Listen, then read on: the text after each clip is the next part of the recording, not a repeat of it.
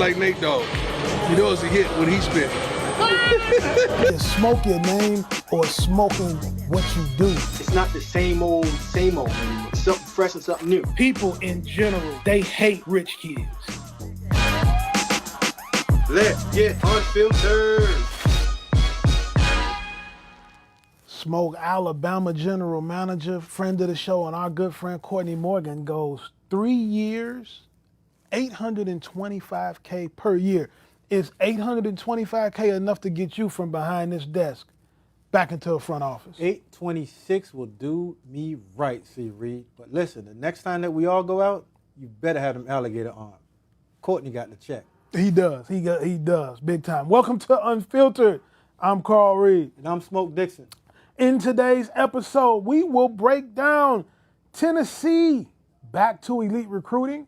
Mike Gundy shuts down in-season NIL negotiations. Wow. Uncertainties of NIL deals happening all over college football. Smoke. They better call my agent. I'm reading Smoke Dixon, I'm spitting facts. Now let's hit some heated topics, yes, it's time for group chat. Welcome to the show. We're going to get into group chat time. These are the things that Smoke and I have been talking about all week, arguing about back and forth. Smoke, and our first topic will be Tennessee back to elite recruiting form. Ooh-wee. Get them smoky. Reed, let's get straight to it. How are they recruiting these players and landing their top targets? Well, I'm going to tell you what. It's been a long time since Tennessee has been recruiting at this level. You got to go back to Phil Fulmer time almost.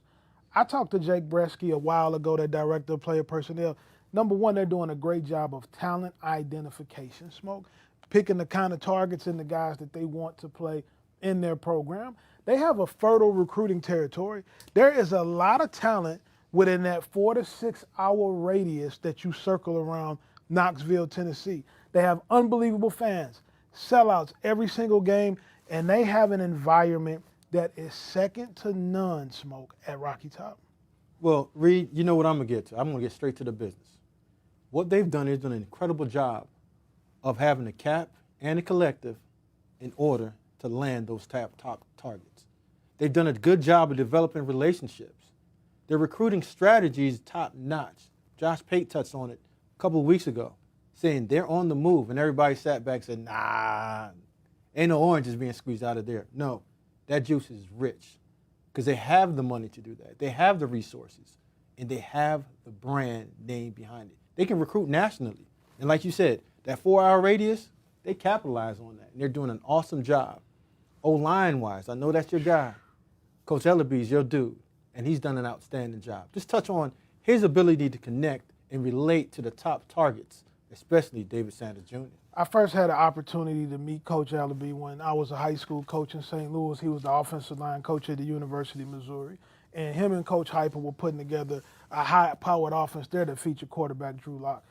Coach Ellaby is great at teaching the fundamentals of the game, getting guys to play with great leverage, great bend, and great power. And if you saw the way that they adjusted their offense a year ago to becoming more of a run-dominant team, that's clinic film when you turn on the Tennessee Vols on the offensive line. And Glenn Ellaby and Josh Heupel have been together an awfully long time. And so their consistency and their chemistry is boding well, and being able to marry the offensive line play with the guys that they're getting in the skill positions. It's why you can get a big-time guy like David Sanders in there and know that Coach Ellaby is going to get him to be able to play right away. Now, they got the business in line, the recruiting strategy all lined up in order to get these targets. But there's something else that I've been talking to these young recruits about the reason why they're choosing Tennessee. Their style of play, Reed. Touch on that a little bit. They play a cool style. They play a style that was often frowned upon by old school coaches. The air raid, and they're doing a little more than the original air raid that was started by Coach Hal Mumme and Mike Leach at Iowa Wesleyan, the NAI school, many, many years ago. And we know the history of Mumme and Leach and the coaches who've come from there, Lincoln Riley and Art Briles and Josh Heupel. It's so many quality coaches that have come from that. Jeff Lebby is at Mississippi State. Kids love playing this way. You get a lot of reps. You get a lot of plays in. I don't care whether you're a receiver or a running back. You have an opportunity to touch the ball. So when you look at it, offense last season at the University of Tennessee, last 3 seasons, 93 passing touchdowns to 11 interceptions. Best passing touchdown to interception ratio at 8.5 in the FBS the last 3 seasons. 8.5 touchdown to pass ratio. That's 15th best. Is the best in the FBS any 3-season span since 2000. The University of Tennessee offensively, Smoke, they have been playing big-time football, and recruits are excited. They've got the trigger man, they've got the offensive line recruits, and they've got the skill position guys. Everybody's got to be really excited in Knoxville this year. Well, Reed, listen, you touched on RPO, style of play. Young kids want to be fashionable. They want to have a brand.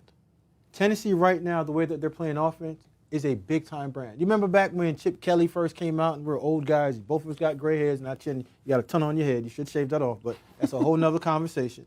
We said this offense is not going to last. They're not playing downhill football. Guys aren't going to be developed. They're not going to have draft picks. Shame on us. Mm-hmm.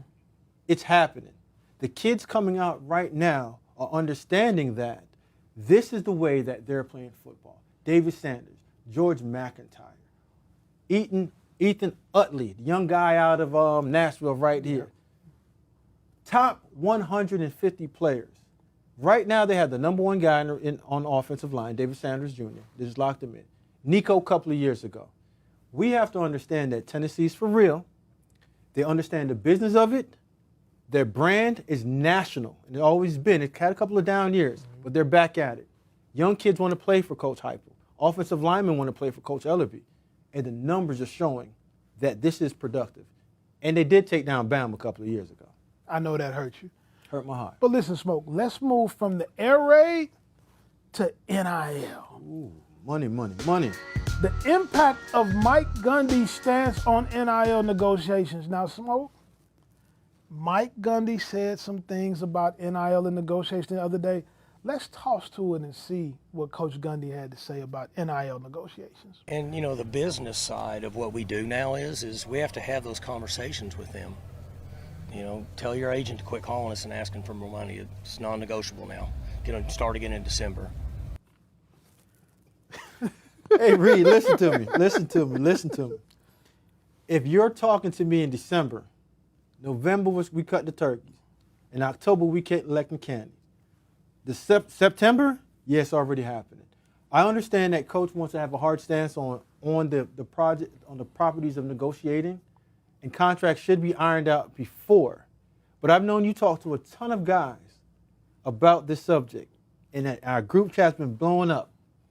I couldn't go to sleep last night just because of you coming back and forth and just saying what your stance is on it. Well, I'm going to tell you right now, when you think about success, Mike Gundy has had a ton of success. Let's look at him right here. 20th season as the head coach, overall record 166-79, a 12-6 bowl record, 3-time Big 12 Coach of the Year, tough to do. Won the Big 12 championship in 2011, right? In several conference championship games. Mike Gundy also played quarterback at Oklahoma State. He's as much of a made man at his university as you can have in college football. Now, Smoke, though, let's get to the business. Whether you want to talk about the money or not, it's going to be talked about. And if you're not willing to talk about it, then somebody is going to be talking to somebody about it. And one of the things these great players have, they have teammates at other schools, they have coaches, they have agents. There's a lot of people in the game. Guys are privileged with information to what other guys are making, and it's going to always be money talk, Smoke. Well, let me get to my money talk. And this is where I've always said, and I'm going to keep saying it until they start listening. And then Courtney just got 825. There's a reason why. Because that's where you want your front office to handle this. This is where you want your general manager to have this conversation. So you stay out of it. Because one thing that you don't want to do is you don't want a coach talking to a player about money. You don't want players in the locker room talking about money. There's a front office, there's a general manager, there's the guy that's in charge of your cap that should be able to negotiate or renegotiate if you're outperforming that contract. And I understand there's languages in that contract that the head coach might not be understanding of it. But Mike Gundy, In 2021, you lost 80 of your players. You said, okay, well, this portals have started. We're getting, yeah. Then you go to 2022, you lose 15. Then 2023, you lose 19 players. So right now, it going at this number, you're going to lose about a third of your players. And I've known Coach Gundy since 1998. He recruited me at University of Maryland. He's firm, he understands, and one of his reasons for being so successful, because he believes in himself and he believes in what he's selling. Reed is the second longest tenured coach in college football right now. So like you said, he has some skins on the wall. And he's an Oklahoma State guy. Barry Sanders, Thurman Thomas was in the backfield and he was playing quarterback. But having such a hard stance and making this a rule, you're going to suffer the penalties of your actions. Rules are meant to be changed, and there's rule guys, and there's guys that get around those rules. Those are exceptions. If you have an exceptional player in your building that's putting up exceptional numbers with production, yeah, you should look at your general manager. The general manager should look at you and say, hey, listen, get in contact with his agent, and let's get this thing done before December. We don't have to make it public. And that's where everybody's getting this caught up. You don't have to make it public. Mm-hmm. When agent talks to the front office, it's not a public matter, it's a private matter. But let your client know that this is going to be taken care of. We just don't have to let everybody else know. And in the locker room, don't say nothing, because this is business. How do these comments affect recruiting, though, at Oklahoma State? Well, Oklahoma State's always done a good job of recruiting what fits them, and they've developed their players. And you and I both know in the world of recruiting, like, people talk too daggone much.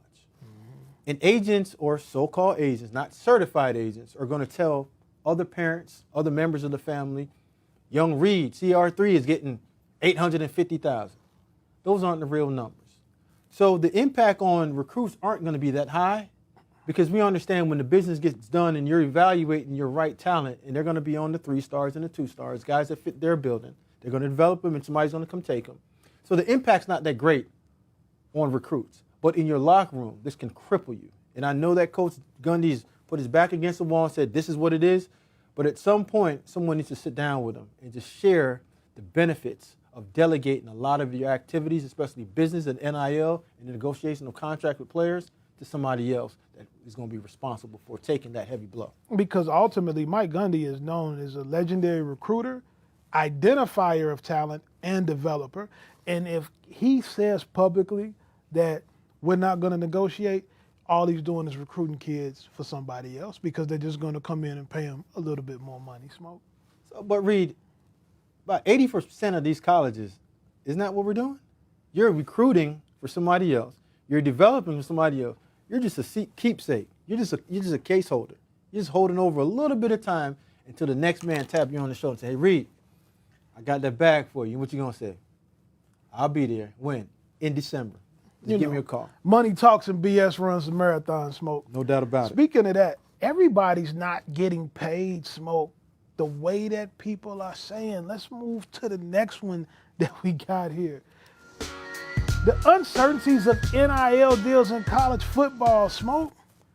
Ooh. Now, we done touched on this, Reed. Funny money. Funny money don't spend, and loud money don't make noise.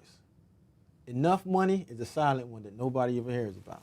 So, Reed, I know that we have a prerequisite, you have your prerequisite of things that you need to see when you are a certified guy walking into that building, going in there. Well, I'm going to tell every kid that goes into a situation, specific details should be written all out on your contract. If it's not on the contract, it's not going to happen. Who is honoring the NIL contract? You need to understand who is supposed to be paying you. Is that the collective? Did they outsource your deal to a specific corporation, business, or sponsor? You need a certified agent. I just trust the agents that are certified members of the NFLPA. That makes me the most comfortable when I'm dealing with players. And how to negotiate when you've outperformed your deal. How do you handle that? And I think that that's something that we have to look at, that you have to be evaluated. And like we touched on with Mike Gundy, there should be somebody that the player, that the agent can reach out to when it's time to really talk business and move on in the negotiation process. And here's what happens with players. I sat down with a collective this summer doing my nephew's recruitment. And one of the things you have to look, when they put the money on the table, you need to understand who is responsible for paying the money. A portion of the money comes directly from the collective, but another portion of the money could be potentially earned through outside deals. Well, what if those outside deals don't come through? You need to understand that total number may not be the whole number. It may be the minimum number, and they're telling you, we'll give you your best effort to do this. You have to understand everything that's going on in your contract, Smoke, and you got to make them put it on paper. Now, when you say put it on paper, I get it 100%. But I'm always going to ask you, how much and how is that binding? Who's going to honor that contract? Because right now, if you're saying it's a collective, who's involved in the collective? So when you say put it in writing, I get it in detail.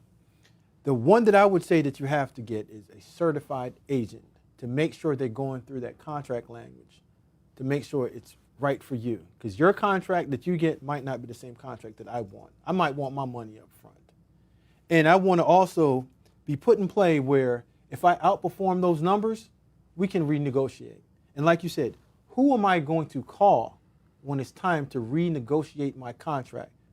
Because if I'm betting on myself like most players are, and most people think they should, there's a chance and there's an opportunity that if I've outplayed this $90,000 contract, and I heard that Johnny at whatever school that didn't rush for 1,000 yards and I got 1,500 yards and I'm going up to New York and I can't afford a proper suit to go up to New York and look fresh, then we have to have opportunities to renegotiate this.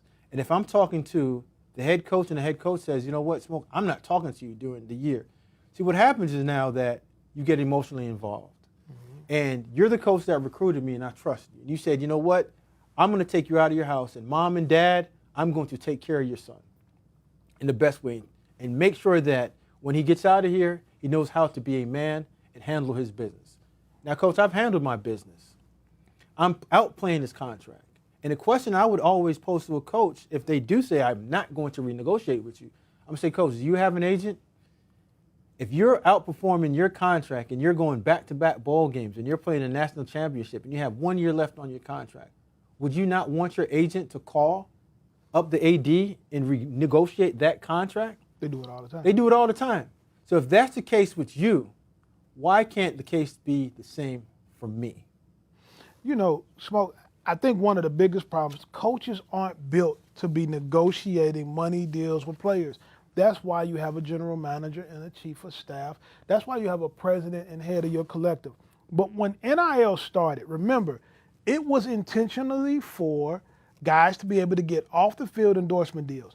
So all of these businesses, and they came up with these collectives. So they can't cry now because guys are holding you accountable for the money. Now, here's what guys have to be careful at. For years in Europe, for the basketball players that go overseas, they have had trouble getting paid in several of the leagues. And what guys started to do over there when they were playing basketball and they didn't get paid, they set out. They set out. So what do you do now? If you promised this guy this, you got it in this contract, or you promised him this money, and you don't pay him when the 15th comes, when the 30th comes, his money doesn't hit his account, and he comes to practice and he sits down. How do you handle that? Well, that's something that you've seen in the NFL. Jamar Chase is going through that, and I'm telling you, Carl, that's going to happen. But I just want to ask you this. And you've talked to a bunch of collective head coaches, general managers. Do they believe that the current model that we're in right now, is that sustainable? No, guys don't believe it's sustainable because the thing about the collective is a donation mechanism. You're dependent on people to donate money so you have funds. It's not a money-making mechanism. It's not a business that generates mass revenue. So eventually, when you're doing business that way, Smoke, it's going to run out. Now, let me play devil advocate. You said now the player's outperforming that contract and not getting paid on the 15th and the last of the month. Okay? Now, let's say you just signed a mega deal as a number one recruit and you aren't playing up to par. Am I allowed to now knock on your door, call your agent and say, hey, listen, can I get some of that money back? You are allowed to renegotiate going into year 2, which happens all the time in the National Football League. Guys get cut, they get released, they get waived. So that if you don't play well, if you go out there, Smoke, and you don't bust a grape, then you know what time it is. what's the likelihood of me asking you for money? I got a story for you. My rookie year in a couple of years, we sat down and we talked about it. And at that time, the agent for Charles Rogers got in contact with, at that time, our GM. Charles Rogers lost some of the money just because he wasn't performing well and his injuries, and he filled out a couple of drug tests. They asked for some of the money back. You know what Charles told them? Money spent. I can't give it back. So go somewhere else with it. Catch me in traffic. Catch me in traffic. But John Talty, a few months ago, put out a very interesting tweet with some numbers on there that lined up very well with what we're talking about in terms of understanding the finances in college. I just wish that most coaches would go off of this chart and understand that we've built this chart, and this chart's out there. You can now negotiate and use that chart to now have a cap along with your collective. And I think one thing that Tennessee and the teams that's truly taken advantage of collectives and cap and understanding the finances and the resources that they have, they've merged those two together. Mm-hmm. Understanding that, yes, I can raise money, but there's a ceiling. If it's $10 million, $20 million, or $30 million, I have to now say I have 85 on scholarship. And if I want to use some of the NIL money to go get a preferred walk-on that's really good that I think I could develop in a year or two, just because I understand that the bottom third of my roster is going to get rated, just like Mike Gundy's does when he loses a third of it, then I can now fulfill that and now recruit all those guys and get my team back up to it. So if it's 53 guys that you want to pay within your cap, if it's 62, but at some point you have to get a number and a cap and stop worrying about and depending solely on something of a well that's going to run dry. Reed, listen, we all understand that we want to get our business in order, but in order to get your business in order, you got to get your business in order.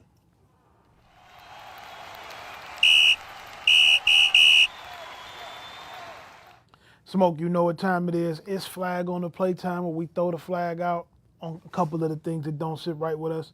Who you throwing the flag on today? I'm throwing the flag out on prospects that has committed 2 to 3 times. Reed, it's okay to say, you know what? I did not feel comfortable with my first commitment. I put my hat on, everybody was happy. I felt real good about it. But once you start going to the second flip, then the third flip, you only can flip a pancake over twice.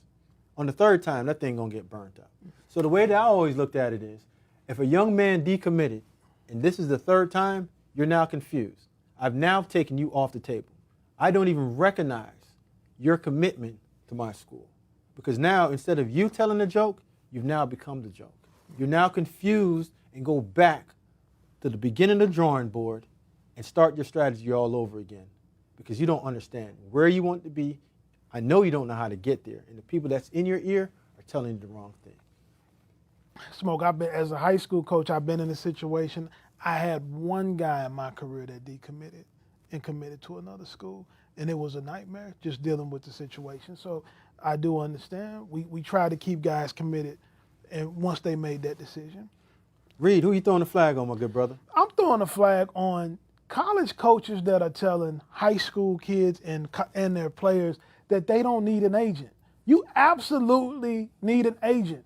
Your college coach that told you that, guess what he has? Agent. He has an agent. He doesn't go in there and negotiate his deal with the president of the university, the board of trustees, and the athletic director because he is not qualified to do that. He has a whole team of people behind him. So when you are negotiating your money and you want to get paid, you must have an agent or a lawyer or somebody that is representing your interests, not the interests of the school, not the interests of the coach, your interests. You got to have an agent when you're talking about money. So at the end of the day, Carl, I'm going to give you $1. Can you be my agent? $1?